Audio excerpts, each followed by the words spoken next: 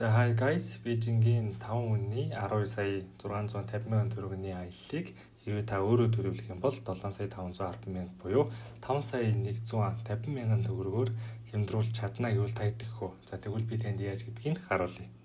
Гэр бүлээрээ Бээжин рүү өөрсдөө аялал төлөвлөлт явуул ямар зардалтай болох, за аяллаа байгууллагаар дамжаад байх юм бол бас ямар зардалтай болох, хэр зөрүү гарах нь вэ гэдэг талаар бичлэг хийхэд бэлэн болсон байна. За манай аяллаа бүрэлдэхүүний хувьд бол бүрэлдэхүүн бол ингэж авч үзсэн 5 хүн за эцэг их 2 түүнээс гадна 3 хүүхдэд дагуулж авч байгаа гэсэн үг. За 3 хүүхдийнх нь нэг хүүхэд нь бол бага насны буюу 2-оос 11 насны хоорондох нэг хүүхэд. За нөгөө 2 хүүхэд нь бол ахлах ангийн ч юм уу эсвэл оюутан болцсон тийм хүүхдээр одоо бодож байгаа гэсэн үг шүү. За би энд ингээд Facebook-ээс одоо Бээжингийн аялал гэж хайгаад за хамгийн сүүлд одоо постлогдсон хамгийн одоо сүүлийн байдлаар байгаа аяллуудыг шүүгээд авсан байгаа. За энд маань болохоор аяллууд маань хоорондоо жоохон өөр одоо юугаараа өөр вэ гэхээр хөтөлбөрийн үед баг зэрэг өөр ч юм уу эсвэл Бээжин рүү яаж очих вэ гэдэг нь өөр байгаа гэсэн. Одоо Улаанбаатараас шууд Бээжин рүү нисэх эсвэл Ирийн рүү одоо замын өдрөө очоод замын үдээс Ирийн ороод Ириинээсээ Бээжин рүү нисэх эсвэл Ирийн дээр очиод Ириинээс унлахны автобусаар Бээжин явах гэсэн юм очих одоо арга зам нь өөр байгаа гэсэн. За өнөөдрийн бичлэг дээр бол Улаанбаатараас Бээжин рүү одоо шууд нислэгтэй тийм аяллыг сонгож авсан байна. За тэгэхээр энэ одоо хөтөлбөр нь байна гэсэн. За бусад арга замаар явдаг тэр арга замуудыг одоо тайлбарлсан үнийн хувийн бас бодсон тэг хооронд нь харьцуулт хийсэн бичлэгийг бас үзхийг хүсэж байвал доор комент хийснэгт үлдээгээрэй. Тэр талаар нь бас хийж болно шүү. За энэ удаа шууд нислэгтэйг сонгосон. За энэ маань болохоор за Улаанбаатар хотоос Бээжин хот руу бол шууд нислэгтэй. За тэгээд 5 өдөр 4 шөнийн аялал авах нэ. За том хүн бол 2 сая 690 мянгаар явах нь байна. За 11 наснаас дээшээ болчих юм бол бүгдээрээ том хүнээр тооцогдож үзэх нь биш үү. За 6-аас 11 насны хүүхэд бол сая 890 мянга гэд доошоо одоо шат дараад буусан байна. За энэ хүү нислэг маань аялал маань болохоор ямар юм багтаасан байна вэ? Universal Studio үзэх юм байна. Тяманы талбайгаас үзэх юм байна. Амтны өрөөлн 70 аквариум, цагаан хэрэм. За тэгээд усан парк, Watercube. За тэгээд шувууны үе буюу нөгөө 2008 оны Бээжингийн олимпийн зохион байгуулагдсан стадиумыг бас үзэх нэ. За тэгээд нэг өдөр нь шопинг хийх юм шиг байна. За тэгээд энэ хүү аялалд маань болохоор хоолны одоо та бүхэн чинь явж байхдаа хүссэн үедээ юм идэх үсвүүдээ юм уун шүү дээ мэдээж. Тэгэхээр хоол ундны мөнгө бүрэн тооцогдоогүй. За дээрээс нь нэмээд нөгөө дэлгүүр хэсэх мөнгө ороогүй гэсэн үг. За тэгэхээр тэр төлбөрүүдийг үлдээгээд яг одоо нөгөө нэг үзүүрслэгээ болон нислэг буудал гээд эднэрийг оруулаад хэдүүлээ одоо тооцоолж үзцгээе. За нислэгийн хувьд бол за энэ оны 12 сарын 10-наас 12 сарын 14-ний хооронд буюу 5 өдөр 4 шөнөний зайтай нислэгийг сонгож авсан байна. За манай Мятийн онгоц маань харагдаж байна. За манай Монголоос бол 2 төрлийн иргэний хвшлэн Бээжин рүү нислэг үлдэх 2 компани байдаг. Мят Mongolian Air болон Хүннү Air 2 бол нислэг үлддэг. За яг хуу миний хувьд бол арай Мятийн нислэгийн давуу талтай санагддаг. Яагаад гэвэл нэгт одоогоор үзэх хямдхан байна. Хоёрт нөгөө бууж байгаа цаг байна. Энэ маань өглөө нисээд за тэгээд 2:15 минутад 10 цаг 30 минутанд буучих нь. За манай Хүннү Air нислэг бол орой 9 цаг 15 минутанд бууж ин. Тэгэхээр оройноо буугаад буудалд очоод унтаал ер нь бол тийм гэсэн үг. За тэгэхээр Мятийн нислэг нэг хүний одоо $10 $210 авах нь. За нислэгээ болохоор 12 наснаас дээшээ болчих юм бол том хүн гэж авч үзнэ. За тэгэхээр 4 том хүн нэг хүүхэд гэд одоо нислэгээ харсан байна. За тэгэхэд бол $210 гарч ирсэн байна тийм ээ. За $210-ыг бүрдэх нь 5 үнээр үржүүлээ. $1050. За $1050-оор бол та ерөнхийдөө эндээс Бээж хотлог нислэг буцаг нислэгээс авчиж байна гэсэн үг. За буудлын сонголтын хувьд бол би хувьдаа бол аль болох төвд нь буувал зүгээр гэж боддгоо. Одоо альва хотын. Тэгэх юм бол та энэ төвөөс бол одоо баруун тишээ юм үзсэн, зүүн тишээ, хойшоо урагшаа гэд үзсэн ч нөгөө нэг ойрхон байдаг байхгүй. Тухайн өдөр гарах болгонд ер нь бол хамгийн ойрхон байдаг гэсэн үг. Тэгэхээр би бол аль болох төвд нь бол бодлыг ер нь олж авахд надад зүгээр санагддаг. За би энэ 36 долларын Beijing Xianxian Hotel гэдэг хоёр удаа энэ бодлого сонгоцсон байна. За энийг ингээд ороод харах юм бол Beijing Xianxian хоёр удаа бодол. За ингээд харах юм бол өрөөнүүд нь бол байж болохоор бас тийм амар муу биш. Тэгээд энэ guest reviews гэдэг эндээс бас бодлоод доторх өрөө яг очиж одоо нөгөө бус өөнийх нь авсан зургуудаас харж болно гэсэн. Тэгээ ингээд харахад бол надад бол муу санагдаагүй, цэвэрхэн, гайгүй, боломж яригдсан. За мэдээж бас байршлын хувьд айгүй дажгүй байршилтай бодлого байдаг. За эндээс ингээд би энэ буудлыг мэдээж 2 том хүн 3 хүүхэд 2 өрөө авнаа гэд хайсан байгаа. За эндээс хайхад бол хамгийн хямдханаар энэ буудлаас бол энэ өрөөг авч болж байгаа 2 жижиг ортой. За энэ маань ингээд авах юм бол өдрийн $36. За тэгээд бидний байх 4 шөнөнд нь бодоод үзэх юм бол 2 өрөө маань нийлээд $289 болох нь байна. Та нөгөө бид нар чинь болохоор аялал төлөвлөлт 2 том хүн тэгээд 3 хүүхэдтэй явж байгаа шүү дээ. Нэг хүүхэд нь болохоор бага насны хүүхэд, 2 нь том гэсэн үг. За тэгэхээр 2 томыгоо нэг өрөөндөө оруулаад нөгөө өрөөндөө бага хүүхдийг аваад ээж авнаа орчихно гэсэн үг байхгүй. За тийм байгаа. За та тэгээд өөртөө тааруулаад эндээс одоо өрөөгөө томруулж болно, орын илүү том болгоод одоо ийм өрөөнд хүртэл орчиж болж байна гэсэн үг. Тэгэхээр энэ бол таны хувийн сонголт. За би өнөөдөр бол тооцоол хийхдээ бол байж болох энэ хамгийн хямдхан энэ өрөөг нь сонгоод авсан баг гэсэн үг. За $289 болох нэ. За буудлынхаа үнийг нислэгийнхаа үн дээр бүгдээрээ нэмцгээд $289 28 цент нэмлээ. За бид нэг ингэж буудалтай бас нислэгтэйг олчлоо. За одоо дараачийн зүйл маань болохоор төлөө хөтөлбөрөөр харцгаая. За Universal Studio үзэх юм байна. За ингээд Universal Studio-гийн одоо тик бүгд Tripsy.com-аас худалдаад авчулдаг. Би яагаад бүх юмыг Tripsy.com-аас аваад байгаа вэ гэхээр хэрвээ та нар энэс ингээд худалдаа авалт хийгээл ах юм бол та нарын membership гэдэг одоо таны оноо дэвшилдэг гэх юм уу. Тэгээд танд илүү хямдхан дээрээс нь одоо өөр юу гэдэг буудалч нь өглөөний цайгаа өнгөө санал болгож эхэлдэг.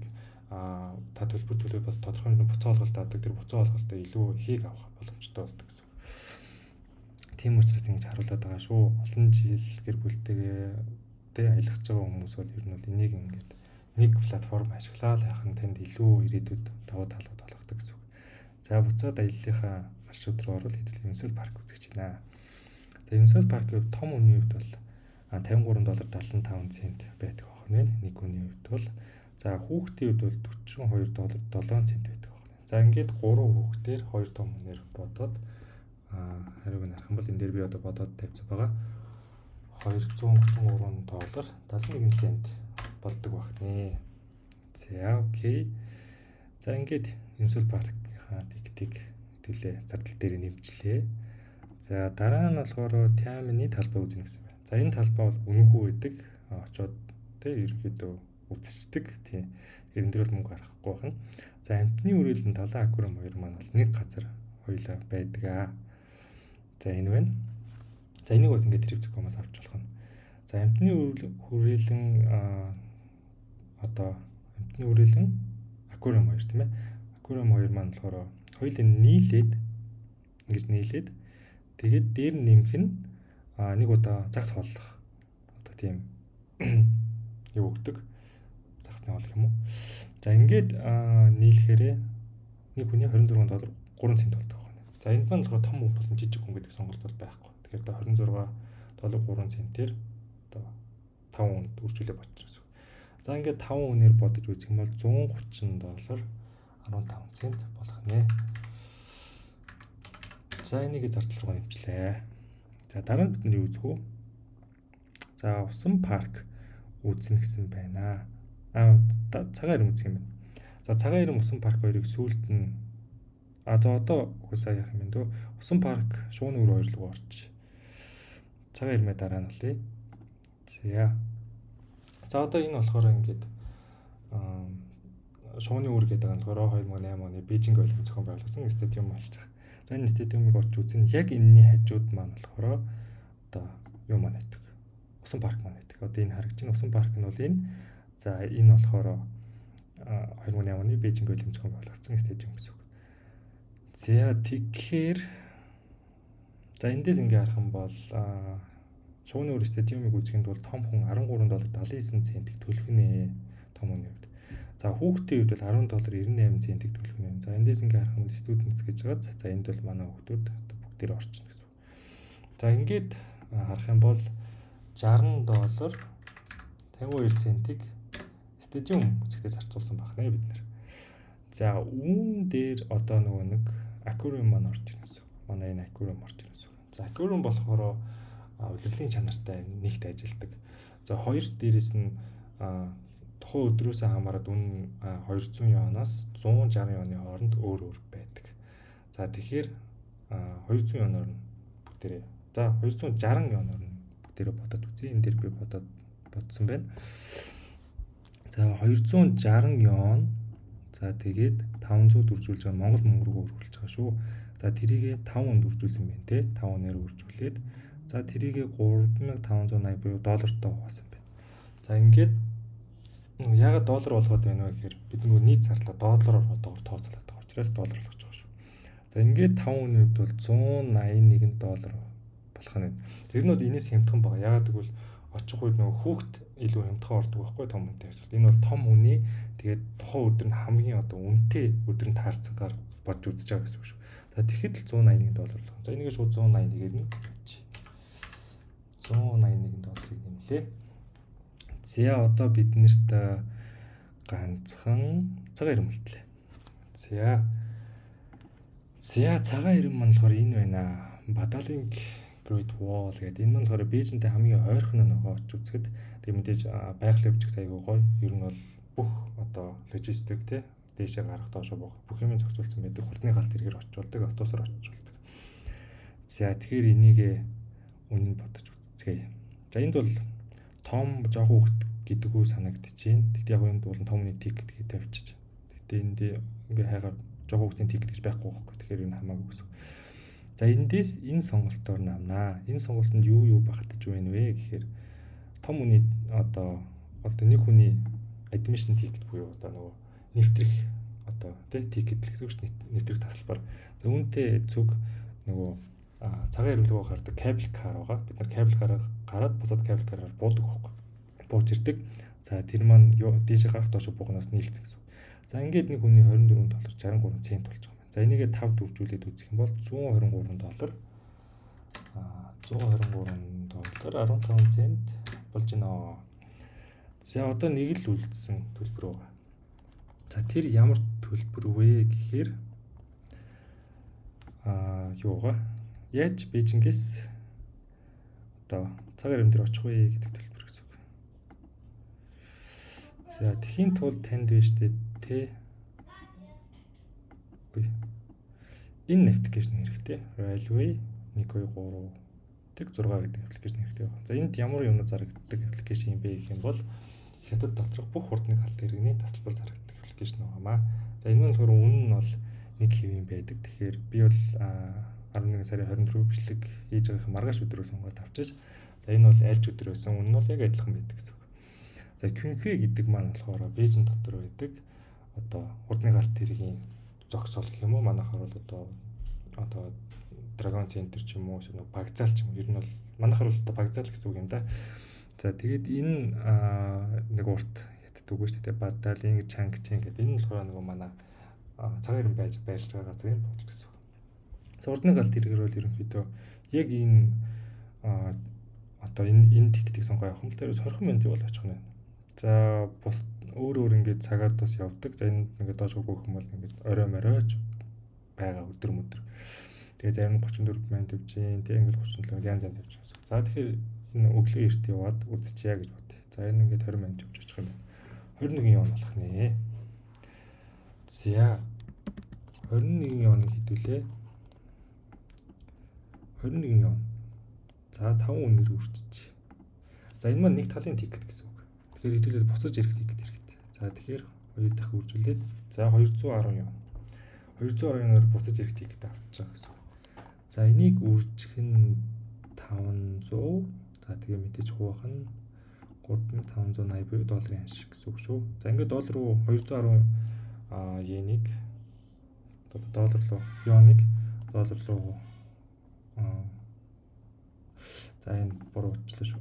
210 үрчгэн 500 тус нэг байсан байна. Хуваах нь долларын 3580. За ингээд 29 доллар, за 30 доллар гэдэг нэмчихье. За ингээд байж болох бүх зардлуудаа гаргасан гэсэн. За нийт зардал маань бол 2097 доллар 81 цент болсон байна. За энийг үржих нь 3580. За ингээд харах юм бол 7,510,159 за 160 төгрөгөөр хэдүүлээд онгоцны тикет, буудал, Universal Park, цагаан ирмэ музейд ирэх бүх төлбөр, дээрээс нь нэмэх нь Бээжингийн амтны үрээлэн болон аквариум, за тэгээд усан парк болон Бээжингийн Олимп болсон одоо энэ стадиум, Таньямын талбай ингээд орж ирэх нэ. Одоо юм үлдээгүй тийм ээ. Ингээд бүгдийг бодсон байна. За ингээд 7,510,000 болох нэ. За харин хэрвээ та аяллаа компаниар явах юм бол гэдгийг одоо бодож үзцгээе. За 12 наснаас дээшэл том хүн юм чинь манай нөгөө ахлах ангийн болон одоо оюутан гэж бодсон хоёр хүүхэд маань шууд том хүний төлөөр бодогдно гэсэн. 2,690,000. 2,690,000 үрчгэн эцэгтэй нийлээд ингээд дөрвөл болчих жоох. За үүн дээр нэмэх нь нэг бага насны хүүхэд явж байгаа. Тэр маань сая 890,000. Сая 890,000 нэмж. За ингээм бол 12,650,000-аар аяллаа компаниар дэмжсэн бол ийм төлбөр төлөх нь байсан байна. За тэгэхээр хоорондын ялгааг нь та хэд өөртөө бодоод гаргачаарай. Миний хувьд бол ийм байсан байна. За тэгээд хүн өөртөө аялаа яг адилхан юм үзэн адилхан цаг хугацаанд багтаад ирнэ гэж төлөвлөх юм бол 7,719,000 төгрөг болж байгаа бол аяллаа компаниар явах юм бол сая 265,000 болж байгаа маань. За үнийн зөрүүний хувьд бол 5 сая төгрөгийн үнийн зөрүү багш маань тий. За энэ 5 саяараа өөр юмнууд үзэж болох нь эсвэл аяллаа сунгаад илүү олон оноор аялж болох нь байна. За тэнд очиод бол үзэх юм бол мундахгүй би юу үзэх талаар бичлэг оруулсан байгаа 15 өөр зүйл маш сонирхолтой 15 зүйлийн одоо онцлоод бичлэг хийсэн байгаа. Тэрийг та манай YouTube channel-аас үзэх боломжтой шүү. Ороод зөвхөн би бас үнийг бичсэн байгаа. Тэндээс та харж агаад энийг нь үзьгээд одоо ингээд аяллаа төлөвлөөд явах нэ гэсэн үг.